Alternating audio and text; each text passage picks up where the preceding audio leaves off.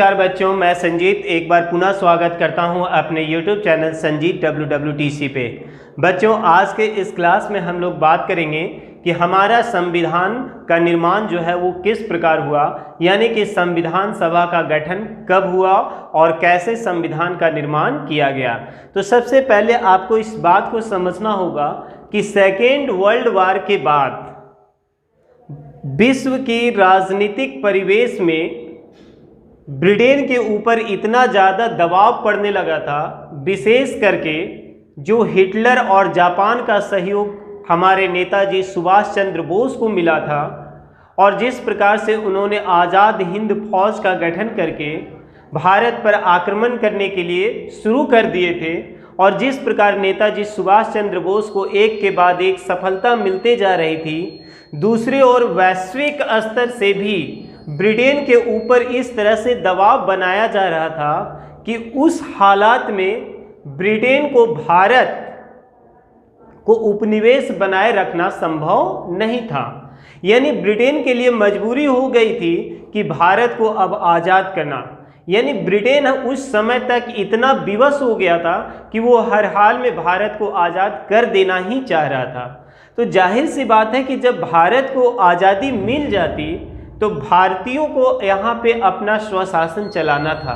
तो जैसा कि आप सभी जानते हैं कि स्वशासन चलाना है, ठीक है, भारत में भारतीयों का शासन होगा, परंतु उसके लिए एक विधि पूर्वक सत्ता को संचालित करने के लिए संविधान का होना बहुत ही आवश्यक था।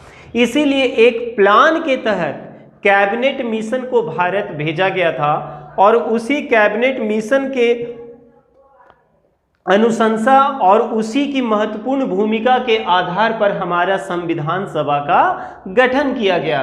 तो संविधान सभा का गठन हम लोग जैसा कि जानते हैं कि जुलाई 1946 ईस्वी में हुई थी और इसके जो प्रमुख सदस्य जो थे वो ये नाम आपको याद रखना है। कौन कौन थे कैबिनेट मिशन के प्रमुख सदस्य? सर स्टैफोर्ड क्रिप्स, लॉर्ड पेंथिंग क्लॉरेंस और AB अलेक्जेंडर। और यही तीन नाम जिसके बारे में अभी मैंने बताया, सर स्टैफोर्ड क्रिप्स, पेंथिंग क्लॉरेंस और AB अलेक्जेंडर, इन लोगों का संविधान सभा का चुनाव कराने में और संविधान निर्माण में इनकी भी भूमिका जो रही है वो कहीं ना कहीं बहुत महत्वपूर्ण रही है, क्योंकि सारी पृष्ठभूमि जो थी वो इन्हीं लोगों के द्वारा तैयार किया गया था। तो संविधान सभा का गठन कब हुआ? जुलाई 1946 ईस्वी में, और बाकायदा इसके लिए चुनाव भी कब हुए? जुलाई 1946 ईस्वी में, ठीक है। तो जब संविधान सभा का गठन किया गया और इसके लिए चुनाव कराया गया तो उसमें सारी चीजें पहले से ही तय कर ली गई थी कि कितने सदस्यों को चुना जाना है।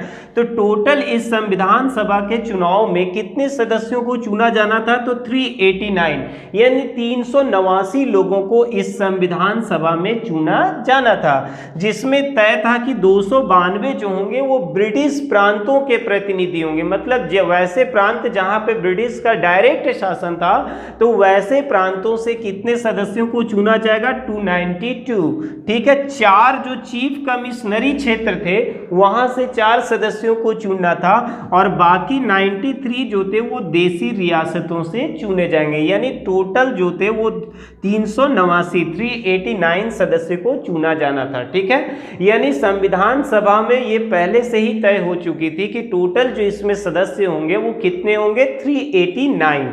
कहां कहां से कितने सदस्य आएंगे? 292 जो होंगे वो ब्रिटिश प्रांत से आएंगे, 4 जो होंगे वो चीफ कमिश्नरी क्षेत्र से होंगे और 93 जो होंगे वो देसी रियासतों मतलब देसी महाराजाओं के जो यहां से ये चुने जाएंगे 93, ठीक है।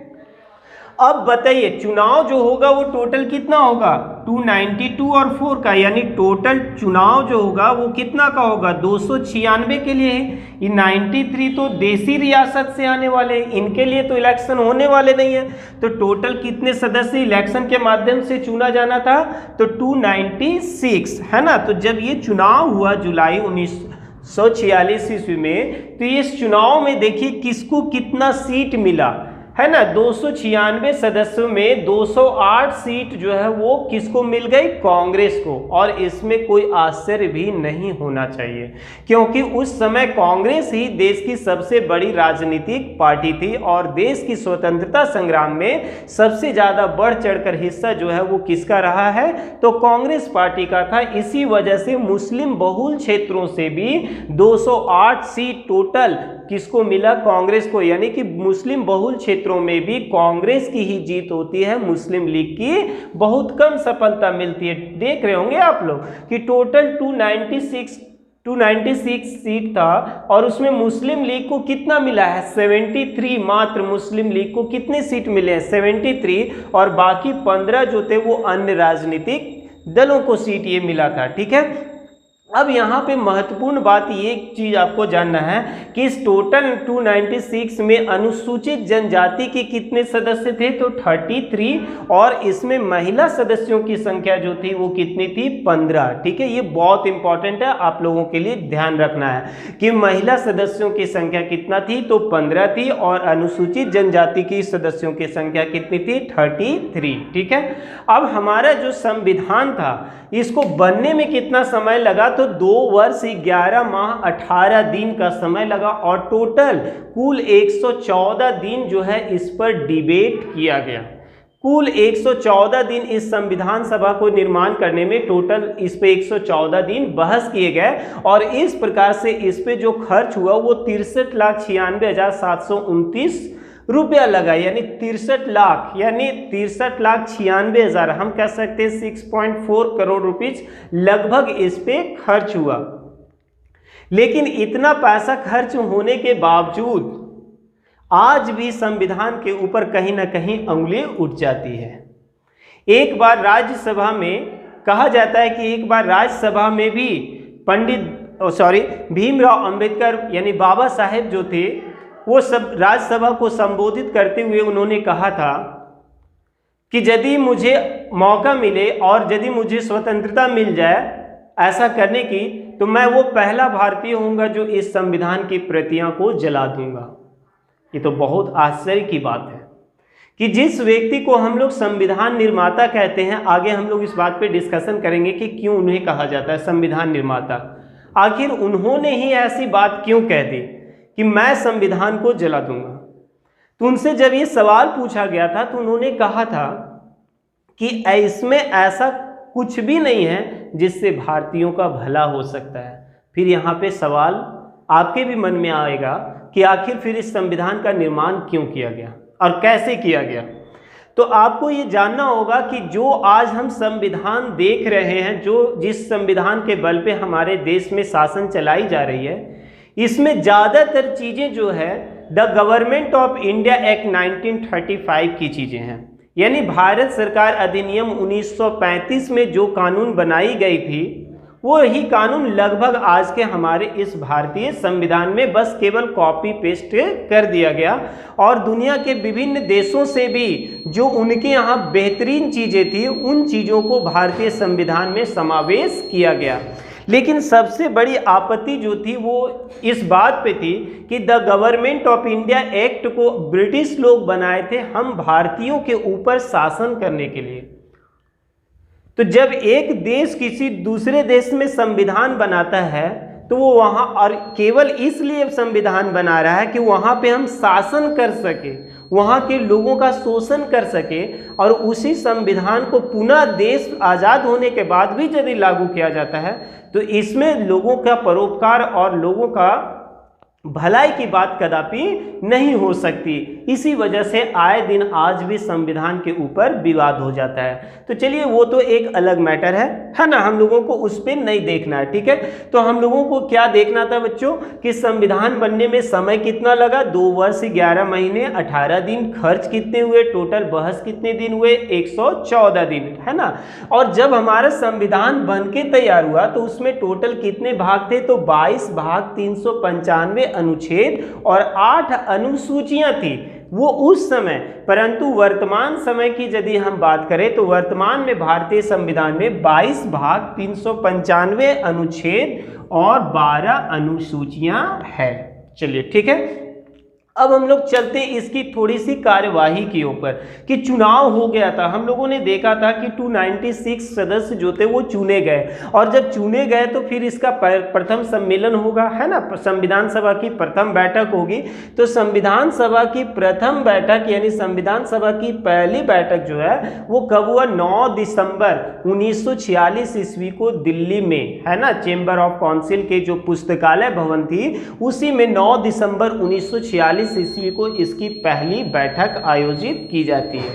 और जाहिर सी बात है कि इसमें सभी सदस्य जो थे वो नए थे।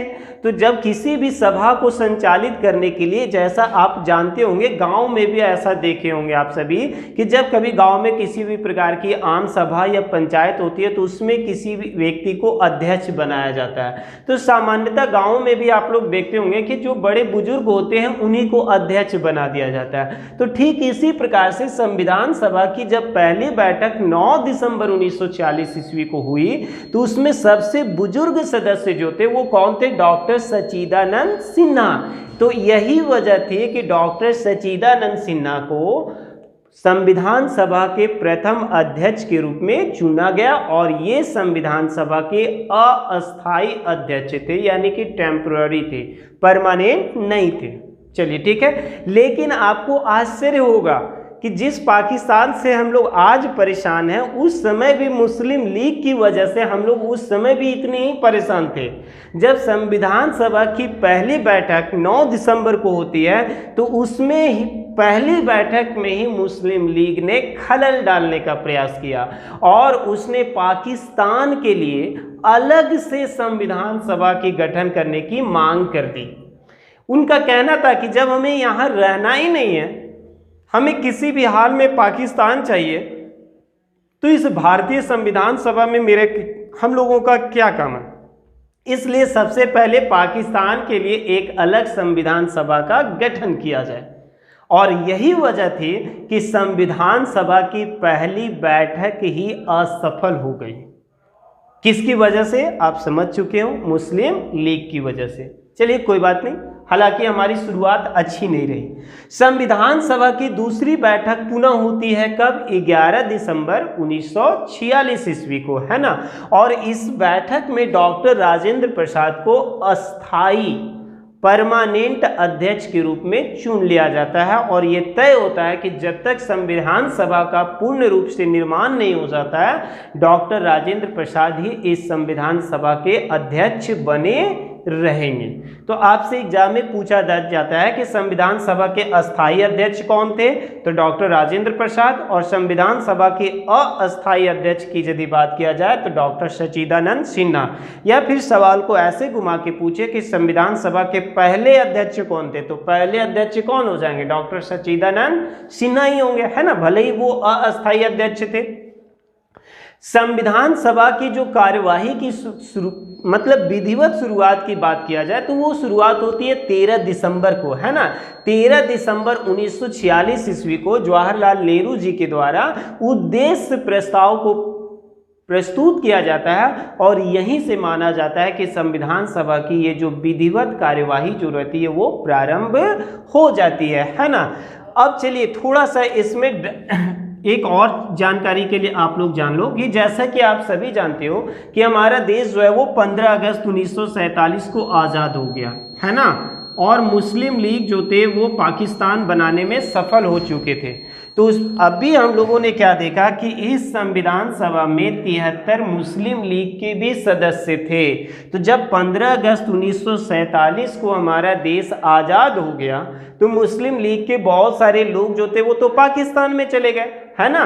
तो इसी वजह से 31 अक्टूबर 1947 ईस्वी को संविधान सभा का फिर से पुनर्गठन किया जाता है। क्यों किया जाता है? तो आपको पता है, क्योंकि 15 अगस्त 1947 को हमारा देश आज़ाद हो चुका था और पाकिस्तान का निर्माण हो चुका था। इसी वजह से 31 अक्टूबर 1947 को संविधान सभा का फिर से एक बार पुनर्गठन किया जाता है, जिसमें कुल सदस्यों की संख्या अब कितनी रह गई? 299, मतलब 299 सदस्य। ओके, हमारा संविधान जो है वो इस प्रकार से बनकर रेडी कब हो गया? तो संविधान सभा यानी बनकर तैयार कब हो गया, संविधान सभा के सदस्यों के द्वारा संविधान को पारित कब किया गया, तो 26 नवंबर 1949 ईस्वी को हमारा ये जो संविधान था वो बनकर बिल्कुल तैयार हो गया और इसे पारित भी कर दिया गया। परंतु इसे लागू कब किया जाता है, 26 जनवरी 1950 ईस्वी को।